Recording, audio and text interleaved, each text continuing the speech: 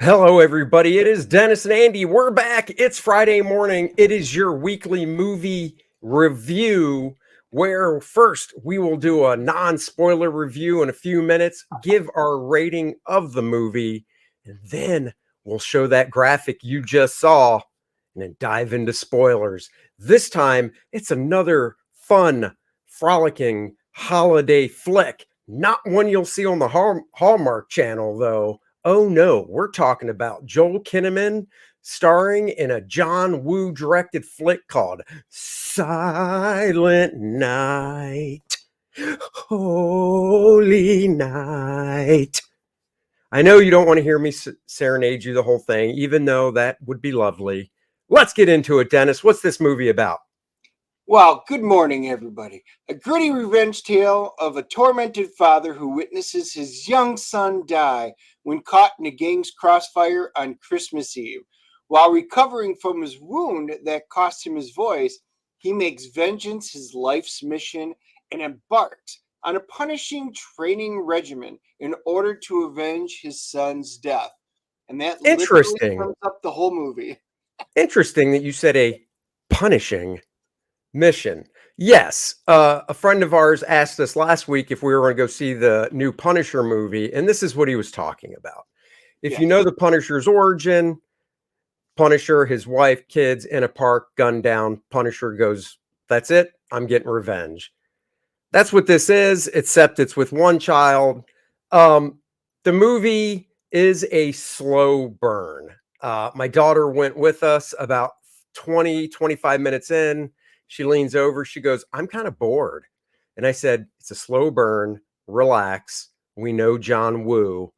I'm not giving up 25 minutes in." But it is a slow burn.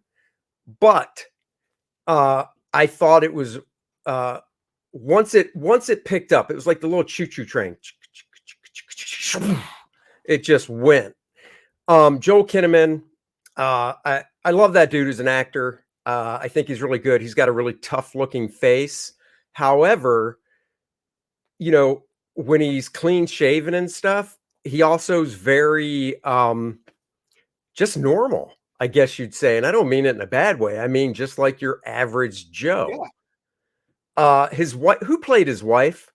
Catalina I think it's Sandino Moreno. Okay. Um, I know I've seen her in something, but Yeah. for the life of me, I couldn't remember what. But yeah, she plays his wife, and didn't know the young actor that played the son, but he was kind of adorable. He was adorable. I mean, he wasn't in it much, obviously.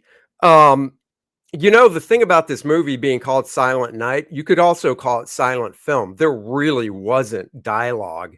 I mean, after, once again, non-spoiler part, after Joel Kinnaman's character Brian is shot in the throat, he can't speak. So him and his wife just text each other. I thought it was a little weird because I don't know. I mean, I would think you'd want to try and keep some type of normalcy. So if I could speak and, for instance, Dennis couldn't, something I wish for when we do fulfillment on core draft, yakety yakety, Dennis. Um, uh, I would still be like, "Hey, bro, can you do this?" Or, and then he would obviously have to text back, but the dude's not deaf. Yeah, two thoughts about that. So what he means by that is there are zero of the primary characters that utter a word throughout this entire movie.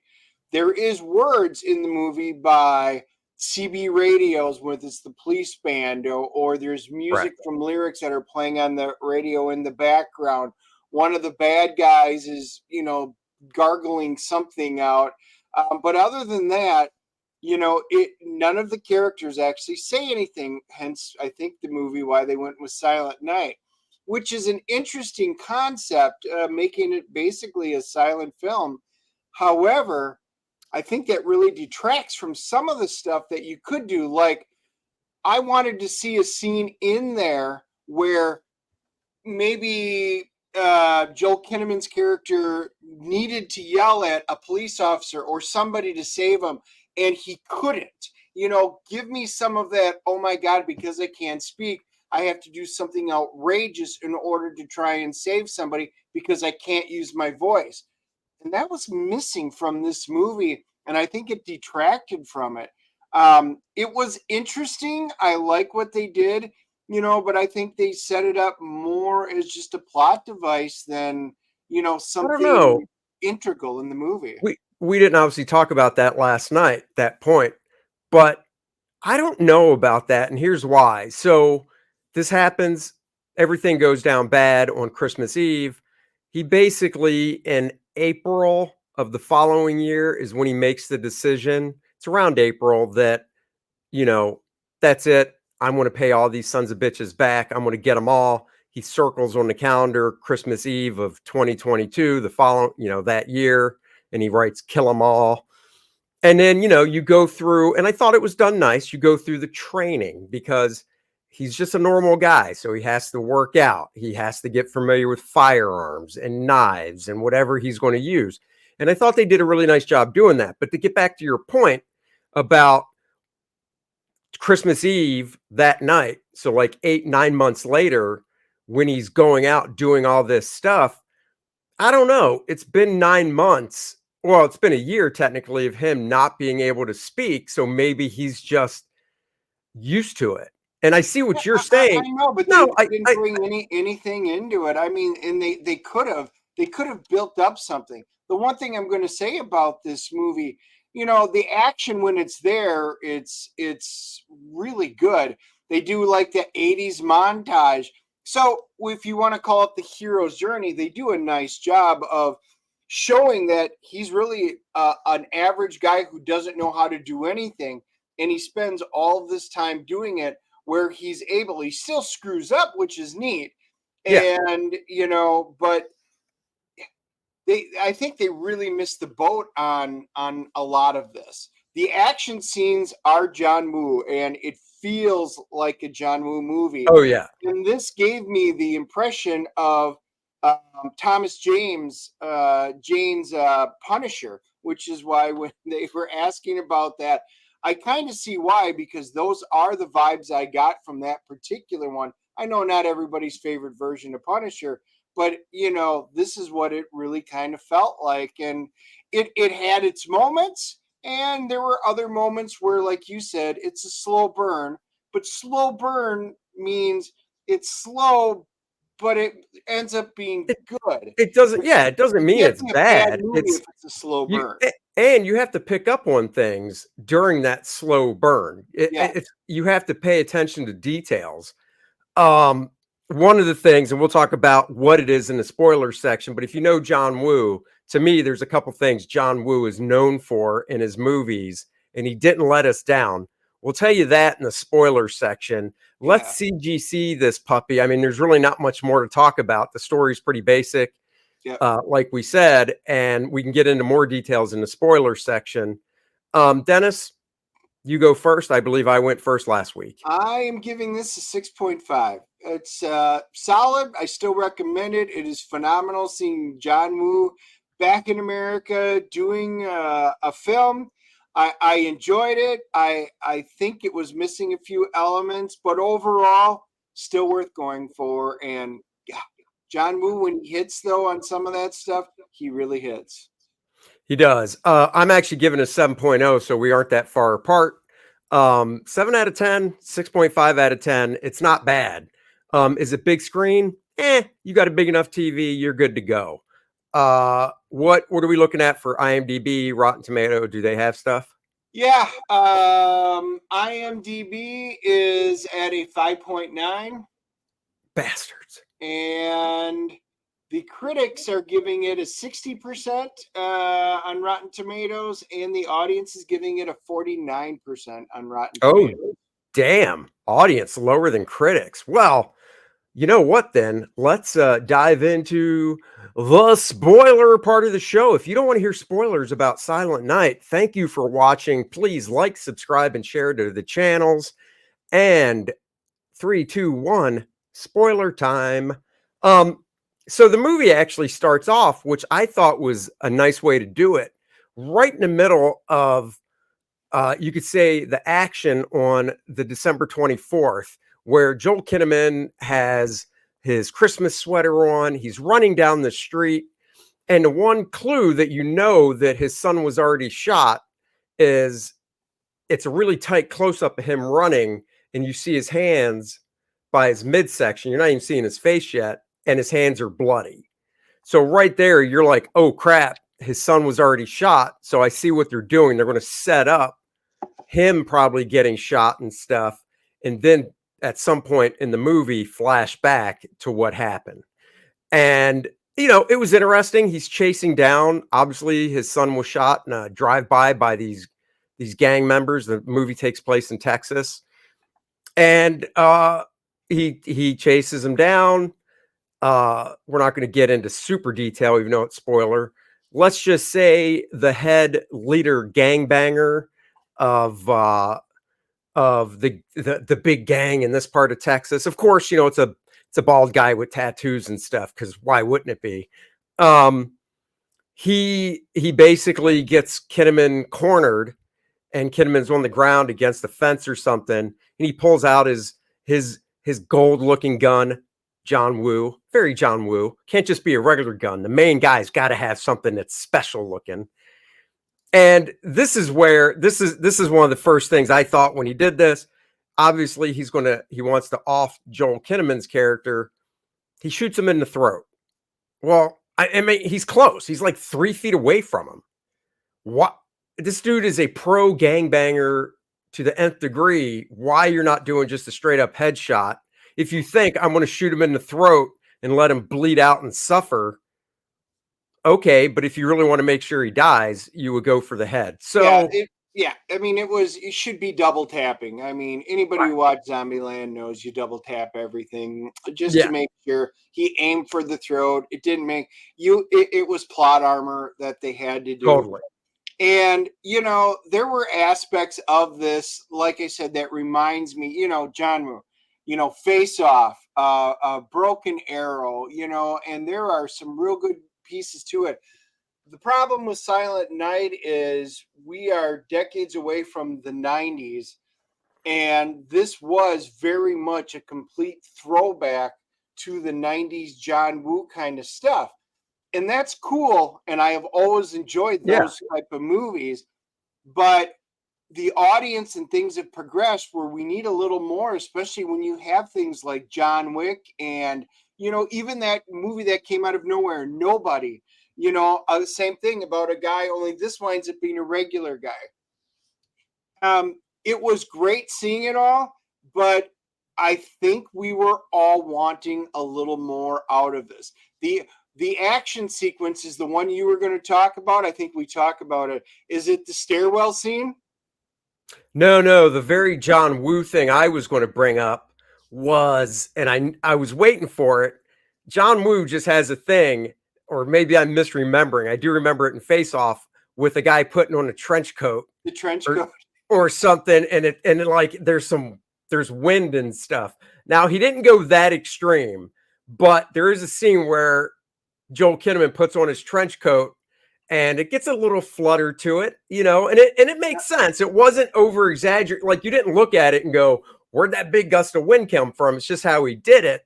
And then he pulls off a cover to a motorcycle, very kind of John Woo-esque. The stairway scene you're talking about, Kinnaman's basically armed up with 2 handguns and a sawed-off shotgun or riple. I don't know which one it is. And then he made this homemade grenade as well, tripwire. And he's going up. He has to basically go from ground level to the top floor of this building where the bad guy is. And it's just, guys are coming out of the woodwork, shooting at him. He's shooting back. Now, he does have a vest on. Joel Kinnaman takes some beating in this movie, which I thought was nice. It wasn't just, oh, he trained for 9 months and he never gets shot. Oh no, he takes a freaking beating multiple times in this movie. We didn't actually discuss this beforehand. Are we actually going to talk about how it actually ended, or no? No, because for those that wanting it, if we do that, it literally takes out all the mystery, what little bit there is. Yeah. Okay. So now go ahead. Yeah, I was going to say, as it got towards the end, the problem was, for me, this film, it had glimpses of greatness. and it's a cool experiment. It's an idea, trying to do it silent. It just didn't quite work. There were so many aspects when, especially when it was going, you're like, oh, that was cool. Some of the death scenes, hitting a pole while attached to the side of the car, you're just like, oh, I mean, there were a number of them where they were just really well done. Um, and overall, the action scenes were fantastic.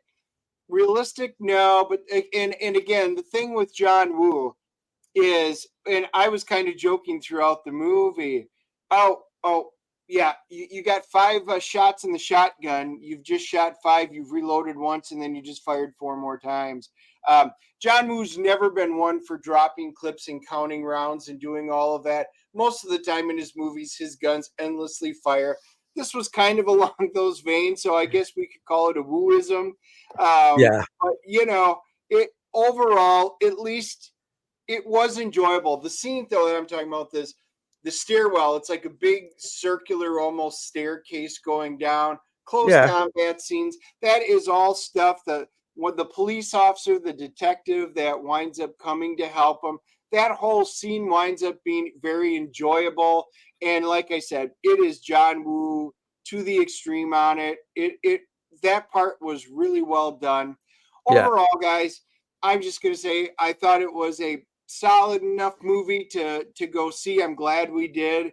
I think we just wanted a little bit more story wise than really what was provided, for John Woo returning to the U.S. screen. Well, one of the things too is the relationship between Brian, Joel Kinnaman's character, and his wife. Yes, after it's their only child, he's 7 years old.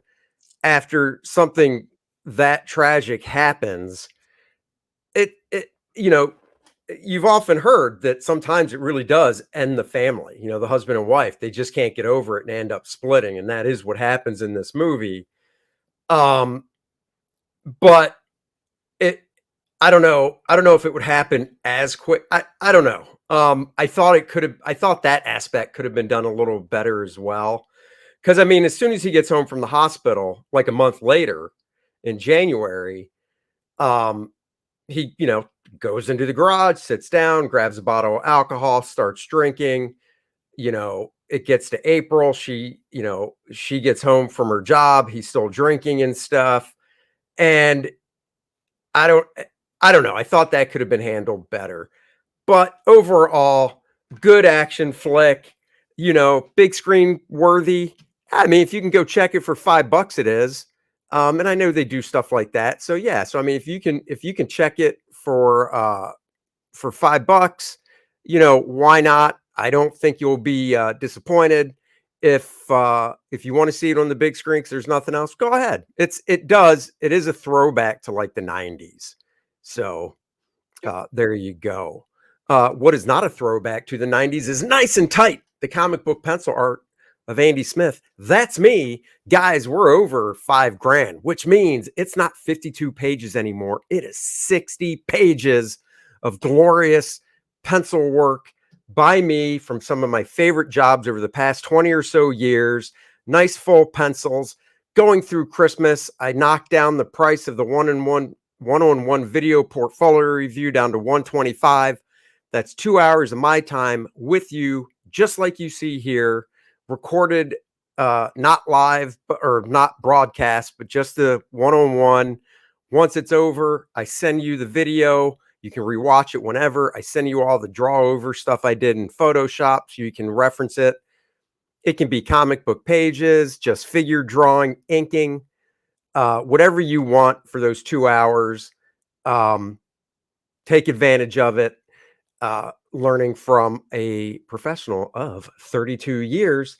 The best deal is the bundle where you get the digital edition of the book, the printed copy, and the Art of Andy Smith, one of my favorite sketchbooks, 64 pages. I'm adding 20 pages to it of brand new material, 84-page book for the same low price. Save a little bit of money when you buy that tier. I could go through more of it, but That's why the link is in the description below for you guys to go check out. We will be back next Wednesday. Stay tuned for an update on what we'll be doing with that show. And next Friday, just got to check, see what movies coming out next week. And very well could be one called Lady Ballers that the Daily Wire put out. We might be doing that one. Or we might do two. Just depends if we can squeeze it in. So, you know what we got to do? Well, you can see we're in separate areas. Dennis needs to get in his car, drive on over to the Cordrath Cave, and we got to fulfill some books. People have been getting them. They've been posting. Thank you all so much. Books go out daily. We hope you enjoy it. Please let us know on social media. Tag us that you got it. Show a picture. Sounds good. All right. See you guys next time. Bye-bye, everybody.